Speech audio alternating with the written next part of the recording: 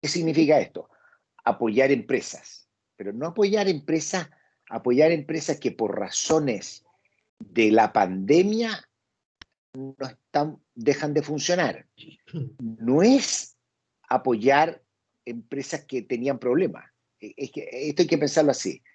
Viene la pandemia y hay una empresa de cualquier cosa, una empresa de servicio, dice un restaurante, dice yo tengo que cerrar porque la gente no va a venir. Puede que no venga por mucho tiempo, ¿eh? Y me tengo que reinventar. Pero un negocio, un supermercado, que lo vamos a seguir usando, tienen que cerrar. Entonces uno diría un almacén, uno dice vamos a buscar una forma de ayudarlo, una panadería. ¿Para qué? Porque durante este periodo, ¿qué es lo que pasa durante la pandemia? Eso es importante también. No hay ingresos. Como a todo el mundo le caen los ingresos, nos endeudamos, implícita o explícitamente. Podemos pedirle plata al banco, o podemos no pagar el arriendo, o podemos no pagar cosas, y vamos quedando. Entonces, uno tiene que ayudar a ese proceso. En Chile se hizo, hay apoyo a empresas, más o menos no entrar en la discusión en detalle de eso. También uno tiene que ayudar a las personas, pero las personas tienen que vivir y comer. Si uno le dice a la gente, la obliga a quedarse en la casa, la persona dice, no, pero a mí déjenme, quiero arriesgar, yo quiero arriesgar mi vida, déjenme salir. Entonces uno lo que tiene que hacer es proveer alguna ayuda. Y ahí también en Chile se ha hecho, yo diría se ha hecho bastante. Todavía no sabemos bien, podría más, tal vez a mí me hubiera gustado antes, se demoró un tiempo, hay problemas del Estado, dificultades para llegar a las personas, pero en Chile vamos a tener un déficit fiscal este año cercano al 10 puntos del PIB, una cosa inédita, porque se está gastando mucho. Y porque además se está recaudando muy poco impuesto, porque la gente cuando no trabaja, hay menos actividad, se paga. Entonces ahí viene la pregunta con la que partimos, todo este preámbulo, para ir a la pregunta de, cuando esta crisis parte, el mundo y todos dijeron, mira, uno empieza a hacer cálculo y dice, vamos a hacer tal porcentaje, se va a reabrir, y uno dice, la economía mundial va a crecer, a caer tanto. Las proyecciones, yo me atrevería a decir las proyecciones de principios de la crisis, las proyecciones fueron un poco más pesimistas, a pesar que la pandemia va a ser más larga de lo que esperábamos, más o menos, así. No sé si ustedes recuerdan, a principios de año cuando parte la pandemia todo el mundo decía, a fines de año tenemos vacuna. Al principio, así en marzo, la gente decía, la vacuna, vacuna. Ahora, vacunados, con suerte estamos a finales del próximo año.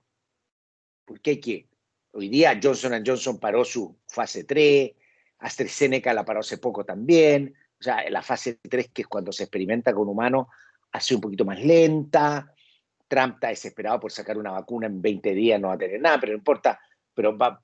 Ahora, una vez que uno tiene la vacuna, descubre, primero, la certeza, las vacunas se demoran muchos años. Aquí está una cosa muy rápida que estamos haciendo. Vamos a tener algunas vacunas. Hay que seguir probando y pueden venir reacciones especiales. Y además después hay que envasar las vacunas. El problema no es tanto, una vez yo calculaba, por lo que escuché, dado que a la gente se le pone tan poquito, en un par de piscinas uno puede llenar la vacuna para todo el mundo. Pero la cantidad de frascos de esterilizados, de vidrio que hay que tener, va a demorar. Después transportarla, llevarla. O sea, es un proceso muy largo para vacunar a la mitad de la humanidad, 3.000 millones, 4.000 millones de personas. Entonces, este es un proceso que va relativamente a durar. Entonces, pero a pesar de todo eso, la recuperación ha sido más rápida. Y por eso las cifras de Chile, que en un principio estaban más cerca de -7, hoy día todo habla -5, -6. Desempleo sabemos un poquito menos, pero la gente dice puede ser 10, podría llegar a 20. Hoy día en Chile se han perdido 2 millones de empleos. Si uno dijera, yo quiero suponer que toda esa gente, hay mucha gente que dejó de buscar trabajo, por lo tanto no están desempleados, pero que estaban trabajando antes. Si uno lo incorporara, podríamos haber estado en el PIB con tasas superiores al 20%. Pero la recuperación es muy rápida al principio. Todos los trabajadores informales, independientes, que dejaron de trabajar, ¿no es cierto? El dentista, así vamos a ponerlo, el dentista que estuvo 2 meses sin atender pacientes, se levanta cuando y vuelve a atender pacientes. La persona el peluquero, ¿no es cierto? Técnicamente estuvo desempleado todo el tiempo que no pudo cortar el pelo, ¿no es cierto? Se abre la economía. Entonces, esa es la parte que uno tiene que hacer supuestos, cómo hacerlo. Pero es muy importante e interesante esto. En el caso chileno, yo creo, a mí me da una buena pista el caso chileno, decir que nosotros tenemos una economía, por todas las dificultades que tenemos, que tiene capacidad de sobrevivir en una situación como la actual. ¿Por qué digo esto? Porque nuestra caída puede ser del PIB de 5% en una economía que estuvo un par de meses cerrada. Entonces, realmente uno dice, ¿y por qué? Y esto también es interesante. El otro día, en Estados Unidos, creo que quiero chequear bien, porque yo cuando corro escucho eh, eh, cosas de economía y tengo que buscar el dato exacto, pero el dato más o menos, en Estados Unidos es más o menos así. El segundo o tercer trimestre de este año, 2/3 de la producción del país fueron hechos online. Vamos a un caso Perú, una economía súper informal, con mucho comercio informal. Obviamente la magnitud muy poca, para qué decir si uno va a India. Chile en cierta medida ha logrado. Tenemos un montón de problemas y estoy súper preocupado por la educación escolar, la educación universitaria también tenemos problemas. No podemos seguir el próximo año online, pero hemos sido capaces de adaptación en un mundo que va a cambiar mucho. Entonces, ¿qué es lo que ha pasado en Chile para responder a lo que me preguntaba el profesor? Primero, el Banco Central, cuando parte la pandemia, hace todo lo posible para que el sistema financiero siga funcionando, que es el primer drama que hay, que de repente cuando vienen estas cosas de pánico, todos se cierran, y los bancos y todos dicen, sé que no presto, no hago nada, veamos qué pasa. Y eso provoca un apriete y una crujera muy grande. El Banco Central hizo todos los temas de liquidez para que eso no pasara. Bajó la tasa a niveles históricos, como la habíamos tenido en la crisis financiera. Después, el gobierno, con un poco de lentitud a mi juicio, a mí me tocó participar con el colegio médico y después en una comisión buscando un acuerdo fiscal, porque en esta crisis lo más importante es el apoyo fiscal. Es el gobierno el que tiene que entrar para entregar plata, que la vamos a pagar después. Chile va a terminar endeudado, esto no es gratis, pero mucho peor sería no gastar, que es el problema que tienen economías como por ejemplo Argentina, México, que han gastado muy poco y van a tener mucho más dificultades para recuperarse. Entonces nosotros de alguna otra manera logramos mantener. No sabemos, por eso a mí no me gusta, y por eso yo creo que en cierta medida lo que el Fondo Monetario está mostrando es que nuestra economía tiene esa capacidad. Y quiero agregar un tercer factor que fue importante en la resistencia de la economía chilena a una caída mayor. Y es algo que yo encuentro que no es buena política, pero que una mala política tiene una buena consecuencia, que es el retiro del 10%. El retiro del 10%, los fondos de pensiones, inyectó muchísima plata a la economía, muchísima plata. Y como ustedes, los que estudian economía y se quieren ir a la FED, lo van a aprender allá en la Universidad de Chile, ¿no es cierto? Estos efectos, estas cosas tienen efectos multiplicadores. No es solo que yo compro algo. Cuando yo compro algo, eso genera ingreso a la persona que le compré. Y la persona que le compré sigue comprando. Eso le llamamos multiplicadores. Y el retiro de fondos de la AFP, para que tengan orden de más, es como 7 puntos del PIB. Es decir, el puro retiro, si uno lo sumara como PIB, son 7 puntos. Obviamente no es lo mismo, pero eso yo diría fácilmente, el retiro de fondos de las AFP, uno podría argumentar que mitiga la caída del PIB chileno 2-3 puntos. Ahora, no es bueno, ¿por qué no es bueno? Porque vamos a quedar súper endeudados y tenemos un problema de pensiones súper grave, súper grave. Entonces, pero bueno, fue en un momento de emergencia, cuando la gente no recibía plata, se hizo además con beneficios tributarios, lo cual es bastante injusto. De hecho, yo hablé de este tema como un mes antes de que se aprobara, como un mes y medio antes de que se aprobara, mucho tiempo antes, y yo le dije a varias personas, economistas, y también lo dije en la prensa, pensemos una manera de que haya un retiro ordenado de la AFP. Por ejemplo, quienes no tienen plata, quienes han perdido, ese tipo de cosas. No tan problema de pensiones. Y hoy día, por ejemplo, hoy día cuando la economía ya está logrando entrar, la justificación del 10%, porque la gente está ahogada era mucho más justificada ayer que hoy día. Nadie puede decir que el país está bien, está todo resuelto, pero obviamente la situación hoy día no justifica una medida de la magnitud de la anterior. Por eso no tiene sentido. Y segundo, lo único que significa esto es que terminamos con menos plata para pensiones.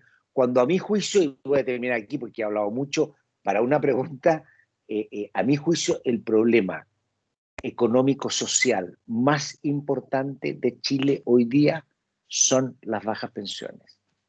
Eso arrastra a las familias completas, arrastra a los padres que tienen que ayudar a sus padres, a la gente que tiene que ayudar a sus padres porque tiene pensiones muy bajas. Eso afecta la calidad de vida de los nietos, ¿no es cierto? Porque los nietos, hay sacrificio porque hay que ayudar a los adultos mayores. Esto afecta a la familia completa.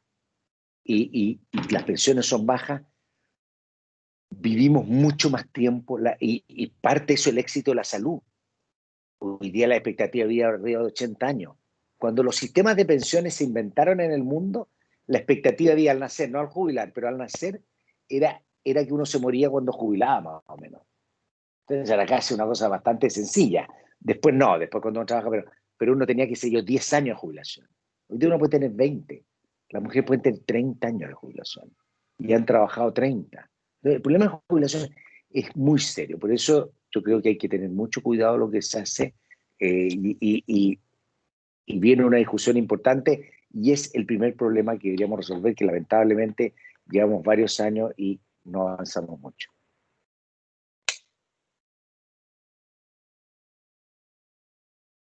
Está sin micrófono, profesor. Ahí estamos, estimado. Ahora sí. De acuerdo a la percepción y de acuerdo a su expertise, ¿por cuál letra se inclinaría usted en materia de reactivación? ¿Por la B, por la L, por la W? A propósito de que... porque a esta altura... Buena pregunta. Muchos decían, y a mí me gusta pensarlo así, es como el signo de la raíz cuadrada, pero depende cómo uno lo escribe, es decir, es como una B que no sube completamente y se queda más o menos plano. Perfecto. O sea, o digamos una B corta que uno parte, cae, y después sube, pero no completamente, y se queda relativamente plano y nos vamos a demorar. O sea, la recuperación inicial es fuerte y es importante. Ahora, hay dos cosas que quiero agregar. ¿Eh? La primera respecto a esto, la reactivación y todo. En Estados Unidos se está viendo una reactivación bastante más rápida también de lo que se esperaba. En la economía desarrollada se ve un poquito más reactiva, o sea, es menos negro el panorama. De hecho, como anécdota, hace unos 3, 4 meses, cuando partió la pandemia, por ahí por abril, por abril el Economist sacó una tapa que decía la economía del 90%. Y decía, la economía mundial se va a recuperar y nos vamos a quedar en el 90% porque todavía va a haber muchas cosas. Y ahora, hace un par de semanas, sacó una corrección y dice, mejor hablemos de la economía del 95%. O sea, va todavía, por ejemplo, la actividad, digamos, la actividad aérea. La actividad aérea se va a demorar 3 años. O sea, yo ya no tengo, yo cancelé desde que partió la pandemia, entre marzo y mayo, cancelé 3 viajes. Y hoy día tengo conferencias internacionales, pero ningún viaje. En febrero, una conferencia tengo en México, todo online. O sea, la probabilidad de que aquí, yo diría, los viajes como de negocios, que es una cosa que era muy importante, pensemos nosotros en la industria de los restaurantes, la industria hotelera, la industria aérea, los aeropuertos. Si usted hubiera leído este fin de semana, hay una discusión muy complicada porque el aeropuerto en Chile se está arreglando. Y la manera de financiarse es que uno toma la concesión y le dicen, tú te quedas con la plata, pero si no hay vuelos, no recibes ningún ingreso. Entonces, esta es la discusión. Entonces, el gobierno dice, no, bueno, pero era un riesgo. Claro, la verdad que un riesgo de pandemia es un poquito extremo. Ahí va a ver que... y eso se genera un montón de actividades. Entonces, vamos a tener mucho de eso. Pues eso es lo que va a costar. Por eso esto no es una recuperación completa. Habiendo dicho eso, también quiero hacer otra cosa que es importante. Vamos a tener un cambio estructural muy grande en el mundo. y quienes, los jóvenes aquí que van a entrar a la universidad van a vivir un mundo muy distinto, en el que se van a acelerar muchas cosas. Por ejemplo, el trabajo online. Nosotros sabemos hoy día, y yo como decano de una facultad, los profesores, que podemos tal vez ir 2 días o 3 días a nuestra sala, el resto lo podemos hacer presencial, atender alumnos de manera presencial. Yo voy a hacer clases de verano, estoy pensando dejarlas grabadas y juntarme a aclarar, pero hacer la clase, voy a hacer grabaciones más breves, voy a pasar toda la materia y después la clase, o sea, y son aumentos de productividad muy importantes. Y uno va a poder dar estas clases en todas partes, por la cosa de dejarlas colgadas. Entonces, eso yo creo que va a ser, son cambios muy importantes que vienen. Como alguien le escuché una vez cuando dice, nosotros en 3 meses hicimos cambios de productividad que en tiempos normales nos hubiera costado 10 años. Imagínense ustedes llegar a la universidad y decir, ya empecemos a hacer clases online. Tenemos que llamar a una asamblea, se discute, se evalúa, se trae psicólogos, estamos 3 años, partimos con una. Ahora no había opción. Si no lo hacíamos de la mejor forma posible, no había clases. Entonces nos vimos obligados a eso. Ese es un cambio y yo creo que hay que aprovecharlo. Las compras online, los servicios online, la atención online, el médico online. El otro día mi hijo andaba con un problema en una pierna, ¿no es cierto?, por deporte, un problema como le dolía la espalda y le tomaba la pierna, y la atención fue online. Y la receta fue online. Le dice, si se complica uno va a ver, pero todas esas cosas las vamos a poder hacer. Imagínense lo que significan los menores tiempos de transporte, el ahorro que tenemos en tiempo de transporte, que es tiempo muchas veces muerto. O sea, en ese sentido, yo creo que si bien vamos a tener esta vez, vamos a tener un mundo que probablemente tengamos una oportunidad de productividad muy grande. Y por último, respecto a la letra. Hoy día apareció una discusión bien interesante sobre la letra. Y me gusta también la explicación. La letra dice cuidado. La recuperación va a ser como una K. Es raro lo que suena mencionar, es como raro. Sí, caímos, algunos van a subir muy rápido y otros se van a ir para abajo. Y ese es un problema de distribución de ingresos, de inequidad bastante grande de esta crisis, en 2 dimensiones. Las recesiones, lo normal es que la recesión afecte más a los hombres que a las mujeres. Las mujeres tienen como trabajos que son menos afectados por el ciclo que el hombre. El hombre está en la construcción, está en todas estas actividades que realmente colapsan. Eso es lo normal. Esta recesión ha sido particularmente golpeadora sobre la mujer. Y parte de eso tiene que ver con una sociedad en la que vivimos, es que la mujer está a cargo de los niños. Y si los niños no pueden ir a la escuela, ¿quién se queda trabajando con los niños? La mujer. Pero es impresionante la diferencia. En todas las otras recesiones, el empleo femenino es bien estable. Los hombres pierden mucha pega. Hoy día el grueso de las pegas, una gran cantidad de trabajo, los pierden las mujeres. Y hay otra dimensión también de inequidad que no es necesaria, es con la clase media, que está tratando de surgir, gente, porque esto no es con la menor calificación, porque igual uno puede, que va a haber servicios, va a haber delivery, vamos a hacer muchas cosas.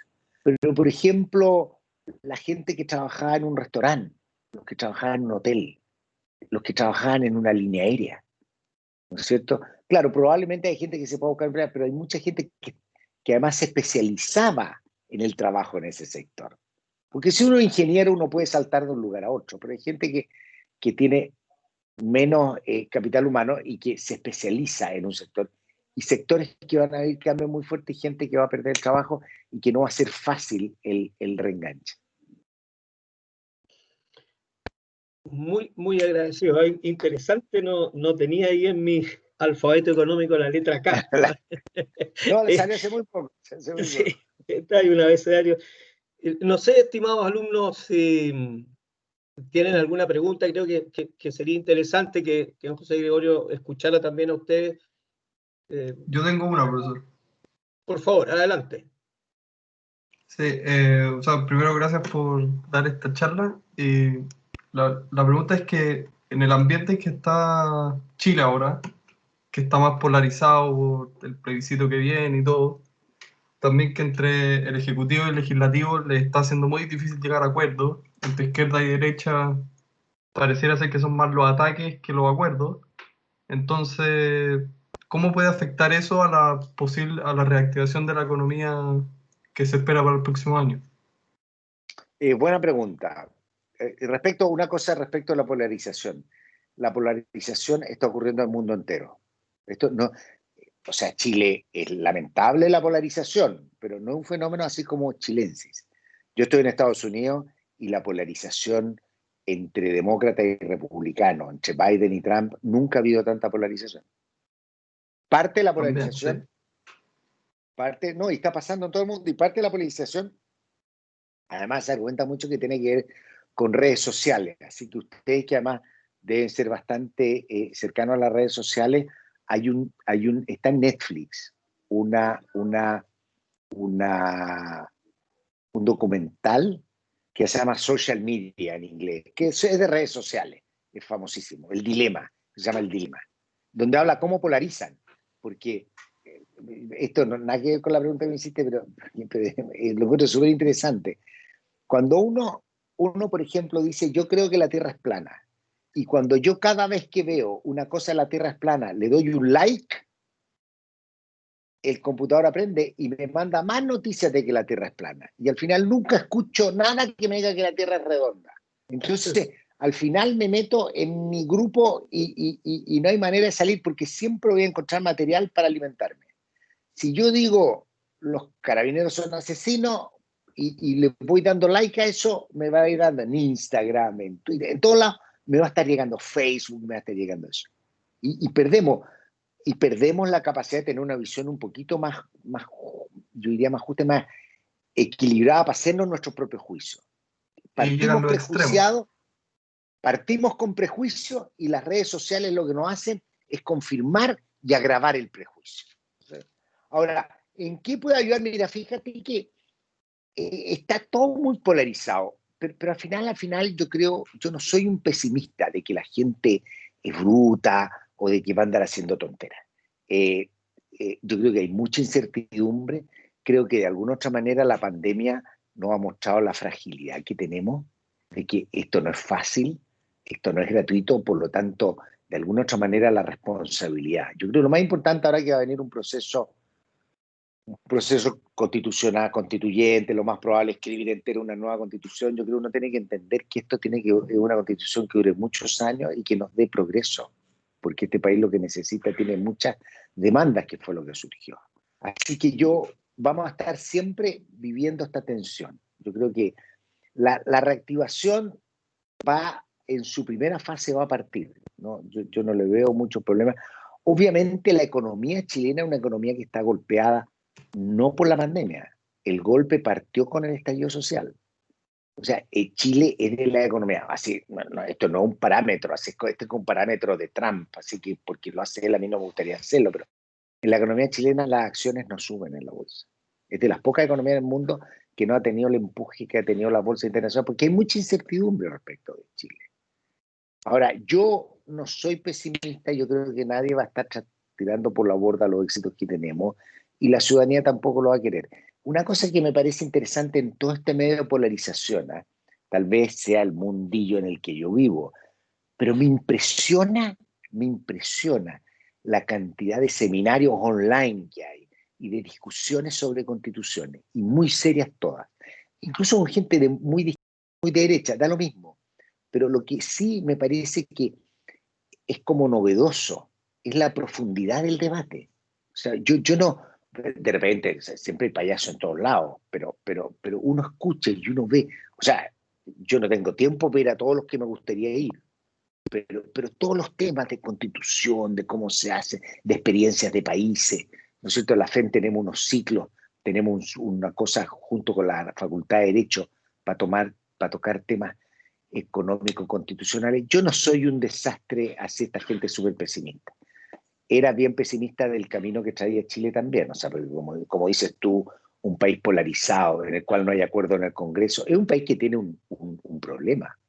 Ahora, mi opinión personal es que en ese país con problemas escribir una nueva constitución es una oportunidad, porque independiente de los contenidos, este era un país que estaba fracturado. O sea, no pudimos, con nuestra institucionalidad, encauzar el desborde social. pase lo que pase el estallido. Esa otra discusión.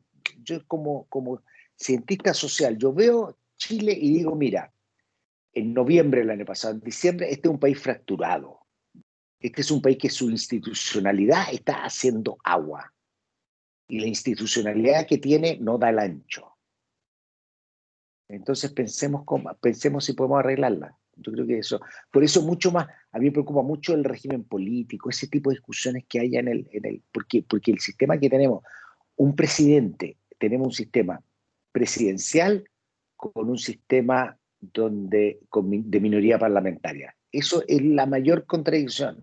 O tenemos un parlamentario y cuando el presidente no tiene mayoría se cambia el primer ministro, o tenemos un sistema presidencial que genera ciertos grados de mayoría.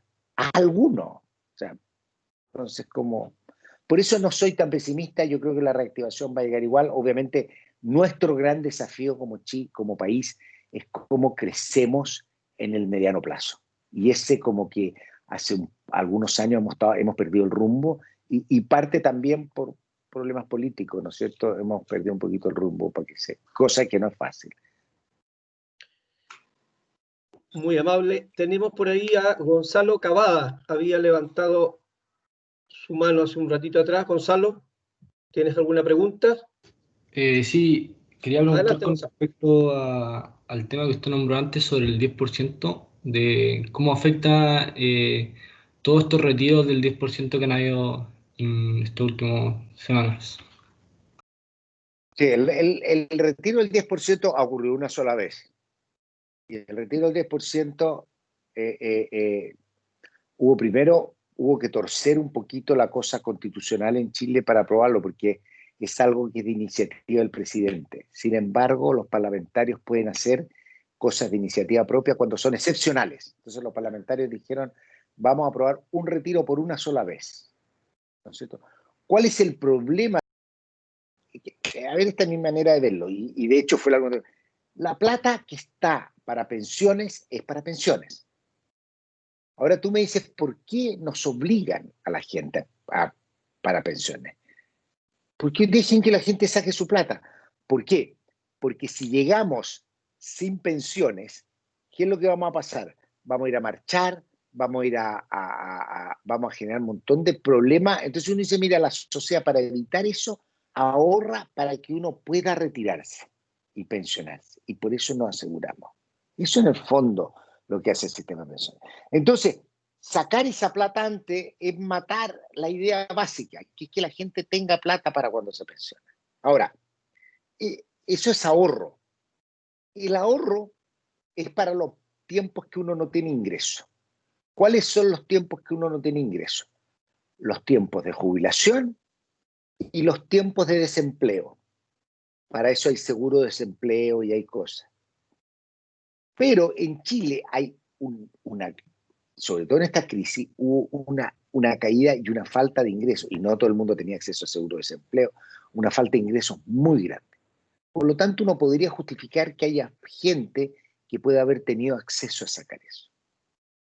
Pero como nunca se hizo nada, nadie lo quiso pensar, simplemente hicieron una cosa indiscriminada que bajó el ahorro todo. Repetirlo a mí me parece que ya no se justificaría, o sea, la primera vez uno dice ya, es malo, no se hizo como había que hacerlo, pero bueno, zafamos, no es el fin del mundo. Un segundo retiro tampoco es el fin del mundo, pero realmente es un recorte muy, muy, muy fuerte a las pensiones. Y seguir con eso, cuando yo les dije el principal problema es que necesitamos ahorrar más para pensiones y estamos matando los ahorros de las pensiones. Muchas gracias. Está ahora con la palabra Baltasar Reyes y luego José Manuel Poblete. Baltasar.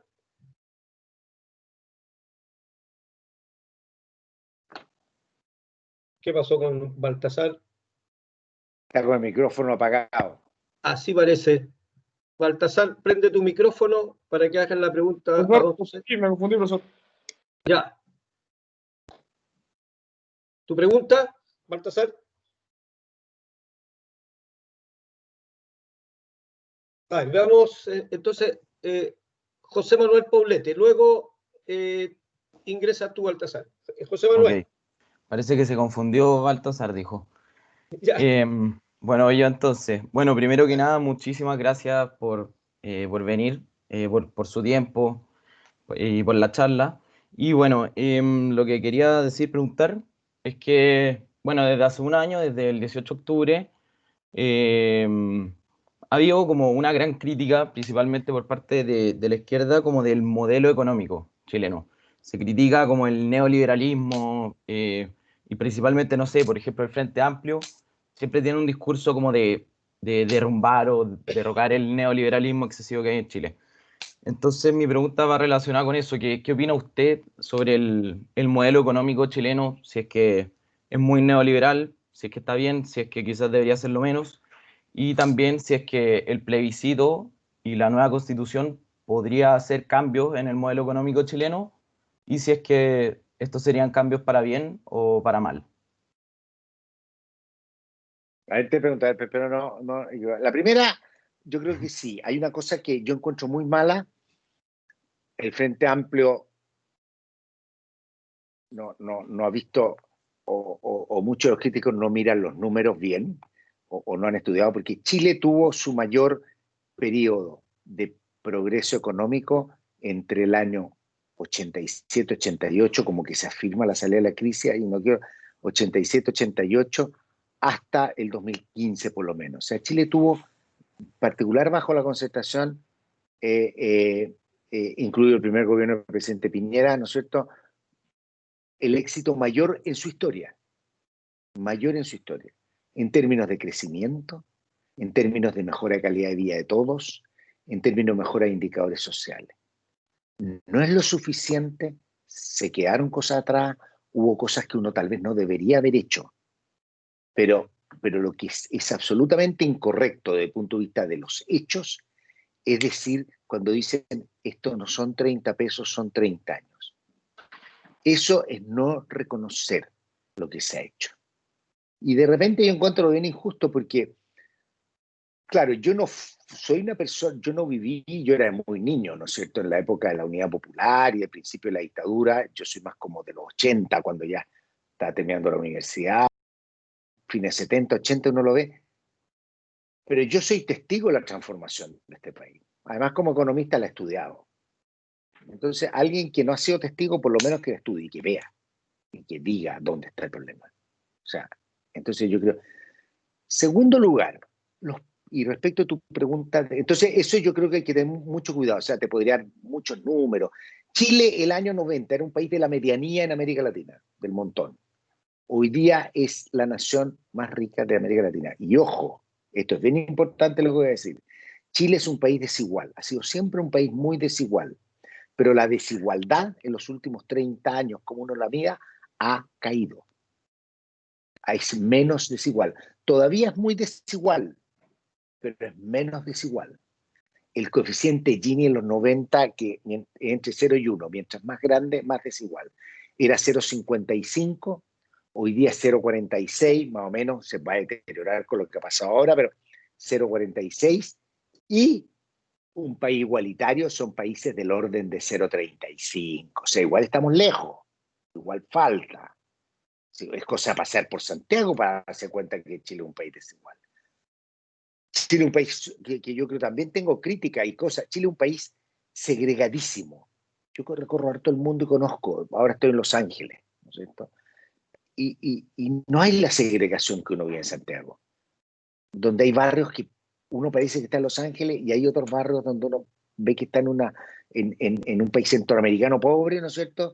Y con unas distancias que uno puede vivir. Acá no, acá uno vive bastante más mezclado. Los niveles de segregación son grandes, malos. Y parte de eso, muchas de esas cosas, fue dejación, fue no haberse preocupado y anticipado este tipo de problemas. Está pasando en todo el mundo. En Estados Unidos se llama gentrification, que los barrios se van segregando. O sea, eso existe. Pero ¿cómo haber hecho y cómo haberlo abordado antes? ¿Por qué? Porque en Chile, en Chile la mayor preocupación de la Concertación fue cobertura, que la gente tenga techo, que la gente tenga educación. Y así es como Chile, un país que tiene un montón de educación superior, de los más altos del mundo. La cobertura primaria y secundaria es altísima, ¿no es cierto? También es casi total. no hay déficit habitacional, pero no olvidamos de la calidad. Y eso uno debe reconocer que son cosas que se podrían haber abordado con más fuerza antes. ¿No es cierto? Pero bueno, nunca hay tiempo, y la gente tiene este viejo dicho, en inglés se dice, pero en castellano, si no se ha echado a perder, ¿para qué arreglarlo? Yo creo que las cosas hay que arreglarlas porque se van a echar a perder. Hay que darle mantención, y es muy importante. Y eso falló. Ahora, esto de que sea neoliberal o no, a mí me carga poner etiquetas, pero neoliberal yo lo interpretaría como un sistema capitalista, como en todo el mundo, de mercado, pero donde es excesivo la entrega a privados de actividades que pueden ser públicas, de derechos sociales, ¿no es cierto? Y en ese sentido, algo de eso hay, algo de eso ha habido. Yo diría, en el tema educacional, yo creo que en el tema educacional se cometieron errores, se generó un sistema extremadamente segregado, nos pasa en el sistema de salud, que ojo, Chile tiene un sistema de salud pública bastante bueno comparado con cualquier país de su nivel de ingreso, pero también tenemos un país como el que vivimos con dos niveles, con dos tipos de sistema de salud, uno para los que tienen y otro para los que tienen, educación para los que tienen y educación para los que no tienen. O sea, y eso genera una tremenda segregación. Y efectivamente yo comparto de que Chile, dado su nivel de ingreso hoy día, debería caminar más, no completamente, todavía no somos Suecia, pero tener más elementos de economía de bienestar. ¿Y qué significa eso? Derechos sociales garantizados. No garantizados a cualquier nivel, garantizados a lo que podemos llegar a dar. Por ejemplo, en salud. Uno no puede hacerle los tratamientos más caros a toda la población, pero no podemos. E incluso en Inglaterra lo hacen, ¿eh? Hay mecanismos para decir, bueno, ¿cuánto podemos? Como me decía a mí una persona, una vez me decía, en Colombia la discusión era así, dice, la salud pública debería cubrir todas las enfermedades, pero no todos los tratamientos, porque depende de los tratamientos, depende de la plata que tenemos. Entonces, yo creo que hacia eso hay que caminar. Yo creo que hacia eso hay que caminar en un país más integrado. Yo creo ahora, y esta es tu última pregunta, ¿la Constitución es lo central? A mi juicio, en algunos aspectos puede haber sido complicada. ¿No es cierto? Por ejemplo, así para darte un ejemplo bien sencillo, que se me, si uno ve el derecho a la educación, el derecho al medio ambiente, todo eso está en la Constitución. Pero, por ejemplo, el derecho a salud, dice la gente puede elegir salud, más o menos, dice, entre privada o pública. Uno no puede tener un sistema común para todos, donde tenga un componente público y un componente privado. Y yo creo que esas cosas rigidizan y no tienen sentido. Yo creo que la Constitución requiere cambios más importantes, como por ejemplo reconocer la diversidad sexual, reconocer los pueblos originarios. O sea, hay que darle reconocimiento constitucional, revisar el sistema político, un sistema político que tenemos nosotros, como decía yo, que está fracturado, fallando. Eso es súper importante. ¿Para qué? Para poder tener un país que pueda progresar, porque al paso que vamos, como que topamos con la institucionalidad que tenemos para realmente dar un salto. Tal vez no lleguemos, tal vez no tenemos la capacidad para llegar, pero tampoco podemos quedarnos amarrados ni pegados al pasado. Muchos dicen podríamos haber arreglado la Constitución y haberla cambiado. Mi experiencia es que cada cambio constitucional han sido tan tortuosos que no tiene credibilidad esa oferta. Y voy a darle un ejemplo, yo hablo mucho, soy muy bueno para hablar, pero un solo ejemplo. Hace poco se discutió darle una atribución al Banco Central, que es una atribución que tienen todos los bancos centrales del mundo, una moneda bien técnica, pero que es que el Banco Central pueda comprar deuda del fisco en los mercados secundarios. Es decir, hay unas cosas que se llaman bonos del tesoro, que es la plata con la que se endeudó el tesoro. El tesoro, cuando se endeuda, el fisco emite bonos del tesoro. Y la gente se los compra. Y con eso tiene plata. Y ese bono dice, todos los años me van a pagar 100 pesos. Entonces, ese es el bono. Eso es un bono. Un bono, en castellano le llaman pagaré, porque obliga a pagar. Entonces, yo tengo un bono. No es que me pague, antes eran cupones, pero ahora todo es electrónico. Entonces, yo voy y compro $1 millón bono, $1 millón. lo que se había autorizado era que el Banco Central, que lo hacen todos los bancos centrales del mundo, era que comprara bonos del Tesoro, pero en el mercado secundario, es decir, no cuando el fisco va a buscar plata, que eso es primario, sino cuando, por ejemplo, el profesor tiene un bono y quiere deshacerse de él. En vez de ir al mercado, el Banco Central en ocasiones excepcionales podría el Banco Central comprarlo. No es financiamiento del fisco, porque lo que no puede hacer un Banco Central es financiar al fisco. Ahí se acabó todo, por eso tienen que ser autónomos y todo eso. Pero ese pequeño cambio, la gente más conservadora y quienes vienen de la historia desde la dictadura y todos los metidos, se opusieron. Un cambio menor. Entonces cuando a mí me dicen, vamos y sentémonos y cambiemos, modifiquemos la Constitución, yo digo, mira, lo que nos costó hacer eso nos vamos a hacer 10 años. Sentémonos y escribamos. Y si no nos gusta, ojo, y si no nos gusta lo que escribimos, en el plebiscito de salida, todavía podemos votar que no. Yo creo que es bien importante eso. Ustedes ya van a estar en edad de votar para el plebiscito de salida todo. Cuando venga el plebiscito de salida, si no nos gusta lo que hizo la Asamblea Constituyente, podemos votar que no. Yo no encuentro que sea una constitución que haya que aborrecer, tiene defecto la constitución que tenemos, pero por lo menos le pone un piso a lo que tiene que hacer. La Asamblea Constituyente tiene que ser muy seria para ofrecerle al país algo mejor. Y la otra cosa con la que quiero terminar, porque yo creo que también está en tu pregunta, y eso, por eso te decía, yo creo que hay una cosa que ha sido un poquito, la gente está mal informada y se le ha mal informado. El cambio constitucional no va a resolver nuestro problema económico. El problema de las pensiones en Chile no se va a solucionar con un cambio constitucional, se va a solucionar con un cambio de ley, que está en el Congreso, incluso discutiendo la ley. Podemos tener una ley antes de una nueva constitución y arreglar el problema de pensiones. Por lo tanto, pensar de que la constitución es la que nos va a asegurar el mundo feliz, que vamos a crecer, vamos a ser ricos, vamos a ser un gran país, o sea, yo creo que va a resolver el problema de todos los chilenos, y con la salud, con todo. Yo creo que hay un poquito de falacia en eso, un poquito de engaño. La Constitución nos va a ayudar a ¿qué? A tener una conversación y a alcanzar puntos comunes y a mejorar nuestra convivencia para que de ahí hagamos las leyes, las regulaciones que son las que van a resolver los problemas. Pero los problemas no lo va a resolver la Constitución, porque la Constitución no dicta leyes, no hace cosas específicas, no determina el sistema de pensiones, da pautas generales, no determina cómo funciona el sistema de salud, da pautas generales, después uno está ley y tiene que, eso es lo que tenemos que hacer. Y en eso yo creo que hay que ir advirtiéndolo, porque si no va a haber un poquito de excepción. Muchas gracias. ¿Hay alguna otra pregunta? ¿Alguien más que quisiera hacer la pregunta, José? ¿Qué pasa, chicos? Está menos dormido. Están todos con... No, yo creo que están pensativos, reflexionando en el pijama. El Chile por que eso les toca tienen que apagar las cámaras. Están en pijama. Bueno, entonces, poniéndolo en escenario ya más actual, ya hemos hablado bastante de ex ante, ahora un poquito proyectándonos después.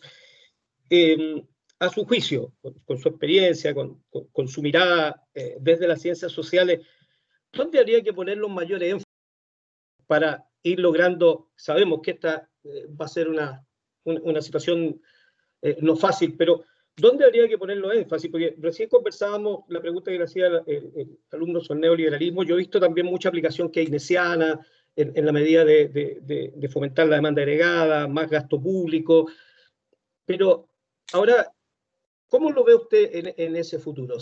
Porque sabemos que seguir en una política fiscal expansiva nos lleva a deuda. Por otro lado, sabemos que la reactivación va a ir generando paulatinamente empleos, o genera incentivos, pero por otro lado llega un momento en que el costo de oportunidad también del empleo se puede elevar. ¿Qué mirada hay en ese perspectivo? Por ejemplo, desde la empresa, ¿cómo ve usted eso? Yo creo que efectivamente, como dice usted, tenemos límite y el crecimiento no lo es importante, el crecimiento no lo genera ni la política monetaria ni la fiscal. El crecimiento lo genera la estructura económica, los cambios de estructura, los incentivos. O sea, obviamente cuando la economía está mal o cuando nosotros queremos ayudar, nosotros vamos proveyendo, pero no es el motor de crecimiento. O sea, obviamente ayuda muchísimo y por eso uno está preocupado, pero lo que hace es una cosa mucho más estructural, lo que hace la economía crecer más.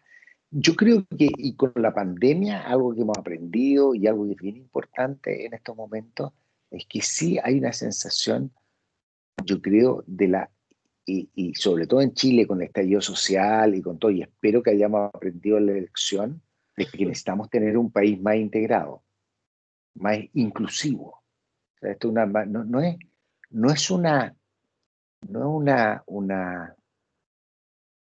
yo diría un eslogan. O sea, necesitamos un país donde nos reconozcamos todos del mismo país.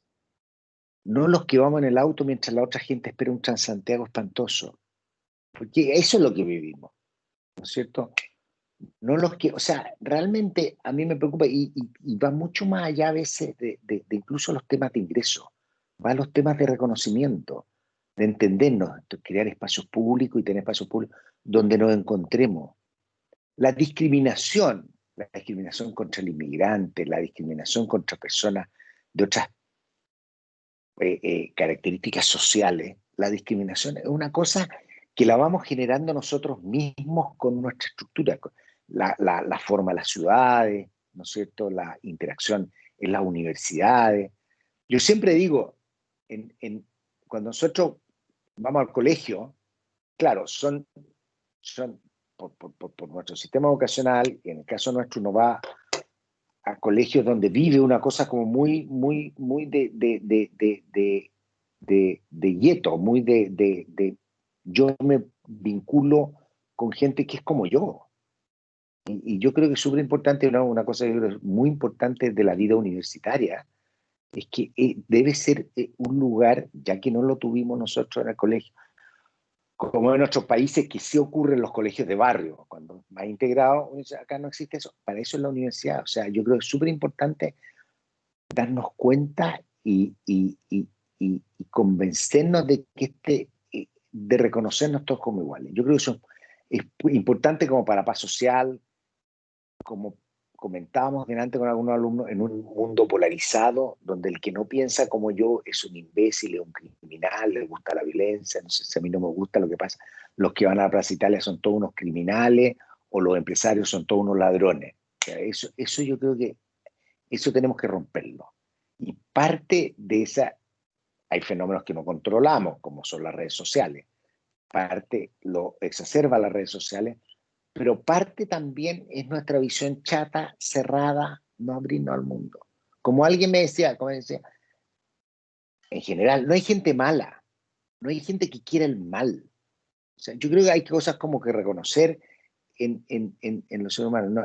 Y por eso yo creo conversar, el poder establecer diálogo, por eso yo creo que este momento constituyente, donde obviamente hay gente y muchos políticos que dicen cosas livianas, que dicen cosas para la galería, porque su objetivo es ser reelegido, todas esas cosas existen. Pero yo creo que tenemos que darle un poquito más de fuerza a la capacidad de entender que este es un país. Y hay una cosa que a mí siempre me ha preocupado y tiene que ver con la desigualdad. No hay ningún país con los niveles de desigualdad de Chile que sea desarrollado. Bueno, podríamos llegar a ser primero. La primera cosa, no hay ninguno. Si uno toma la lista del Fondo Monetario del Banco Mundial, llaman economía avanzada, donde Chile está tratando de entrar, no hay ninguno. Segundo lugar, y ese otro error que cometen, que se cometió muchas veces, yo nunca jamás lo he hecho, nunca jamás. Un error que cometían sistemáticamente muchas autoridades, es decir, a Chile le quedan 15 años para ser desarrollado, más de alguna vez lo pueden haber escuchado. ¿Y bajo qué parámetro? Bajo el ingreso per cápita sea como el de los países desarrollados. Entonces uno dice, estamos a 15 años, estamos a 20% del ingreso per cápita de Portugal, ¿no es cierto? Pero ese es el ingreso medio. Pero cuando uno mira el ingreso mediano, hay una diferencia entre la media y la mediana, no sé si la han enseñado en el colegio, pero la media es el promedio.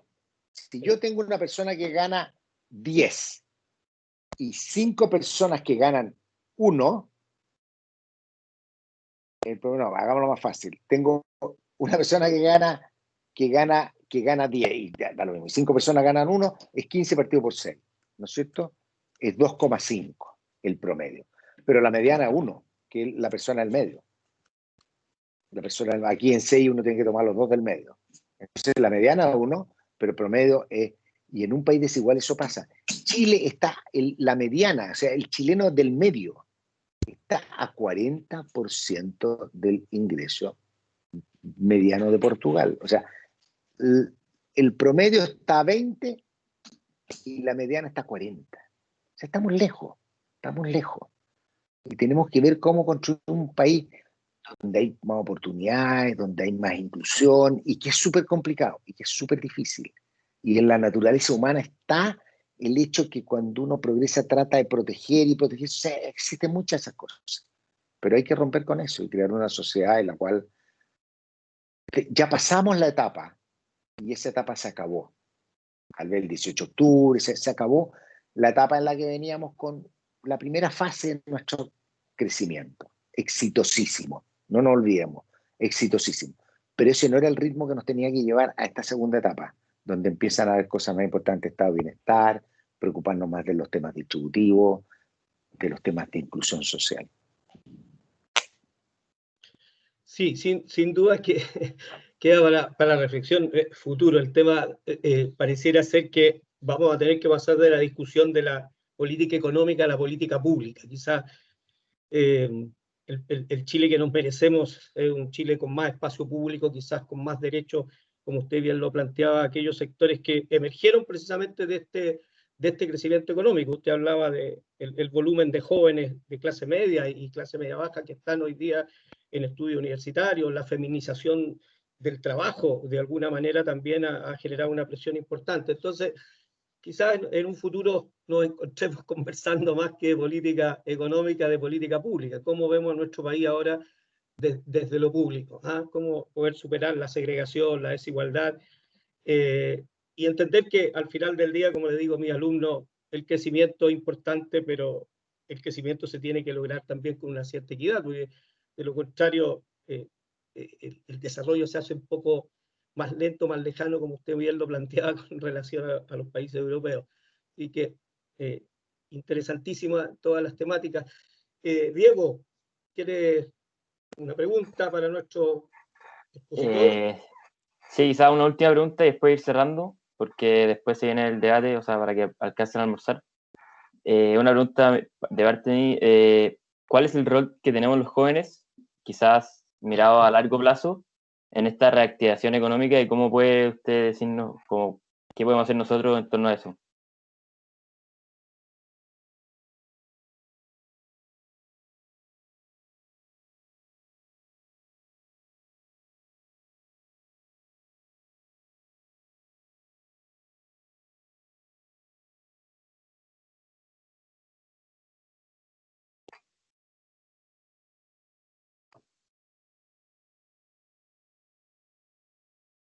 No sé si escuchó la pregunta, Sí. doctor. ¿Sí? No sé si... Estaba hablando con el micrófono, no, me pasa lo que pasa, ya, estaba hablando, no, estaba diciendo una cosa súper interesante, pero todo con el micrófono apagado. No, pero los jóvenes son muy importantes. Y yo voy a estar en mi opinión. Los jóvenes son muy importantes porque en Chile, hasta el estallido social, fue gatillado todo por los jóvenes. La marcha de los pingüinos del 2011, la primera fase. Después viene la parte de la discusión sobre la educación universitaria, ¿no es cierto? Muy fuerte el tema de los jóvenes en todo lo que ha estado pasando. Y yo creo que es muy importante. Más allá de qué pueden hacer ustedes para la reactivación, porque ustedes no van a entrar a trabajar, es de esperar que sigan estudiando y estudien y se esfuercen, estudien algo que les guste, que les llene, que se vean el futuro de su vida haciéndolo con esfuerzo, con honestidad, con decencia. Es muy tentador en esta época de clase online copiar, pero la copia es el primer delito que uno comete antes, después de empezar a dejar de pagar impuestos, o sea, eso es como, a mi juicio son como las cosas que corroen. Además, un problema que Chile tiene que es muy fuerte, que es la falta de confianza.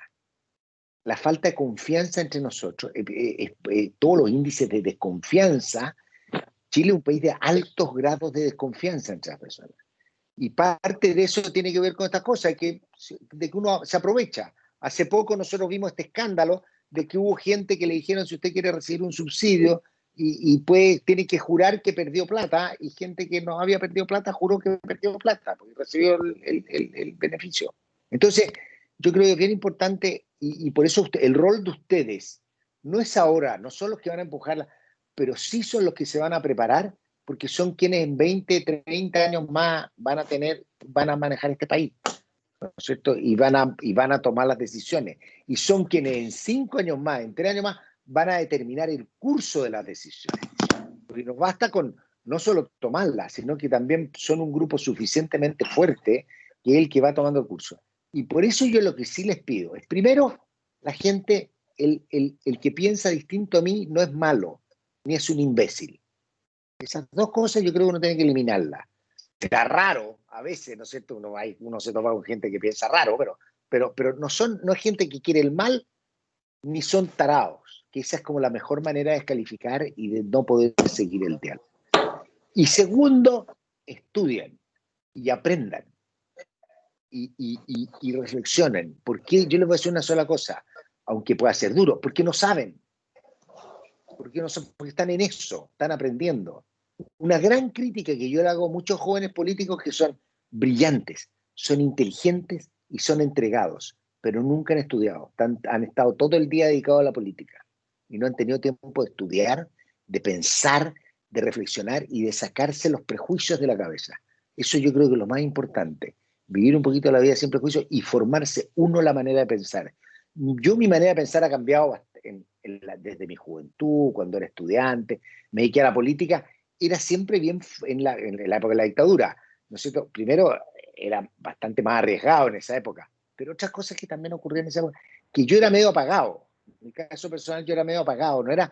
¿Por qué? Porque me sentía una persona con más dudas que certeza.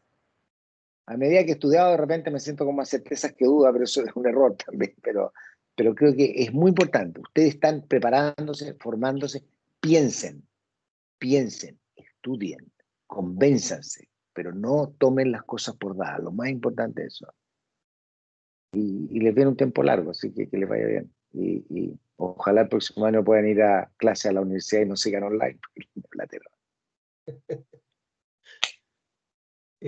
Don José, muy amable, muy clara su exposición. Espero que el auditorio haya tomado notas. Estas son temáticas que nosotros en el colegio estamos frecuentemente abordando, por ser un colegio que nos interesa muchísimo también la formación de líderes y chicos como usted muy bien lo planteaba, desde la opinión. Pero sin duda que aquí lo más importante es la disciplina y el aprendizaje y ser estudioso. Así que muy buenas sus palabras.